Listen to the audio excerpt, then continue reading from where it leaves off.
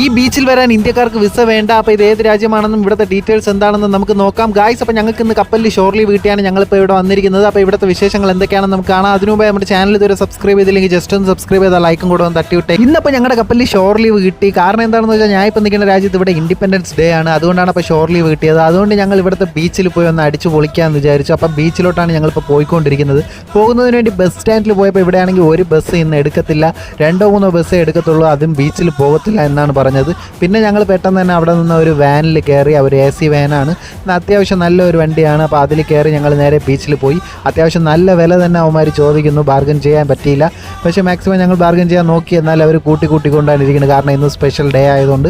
അവസാനം ഞങ്ങൾ ഒരു അടിപൊളി ബീച്ചിലാണ് വന്ന് എത്തിയത്. ഈ ബീച്ച് എന്ന് പറയുമ്പോൾ ഒരു പ്രത്യേകതരം ബീച്ചാണ്. ഫുള്ള് മരങ്ങളും ആ മരത്തിൻ്റെ പുറത്ത് വരുമ്പോൾ ഒരു അടിപൊളി ബീച്ചാണ്. നമ്മൾ സിനിമയിലൊക്കെ കാണുന്നത് പോലെ തന്നെ ഉണ്ട് ഇവിടെ കാണാൻ വേണ്ടി. നല്ല രസമുണ്ടായിരുന്നു. എത്ര സമയമാണെങ്കിലും നമുക്കിവിടെ ടൈം ചിലവാക്കാം.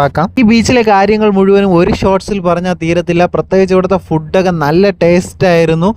മുഴുവൻ വീഡിയോ ഞാൻ താഴെ ലിങ്കിൽ കൊടുത്തിട്ടുണ്ട്. അപ്പോൾ കാണേണ്ടവർക്ക് കാണാം. അപ്പോൾ പുതിയ വീഡിയോയുമായി കാണുന്നവരെ സൈനിങ് ഓഫ്.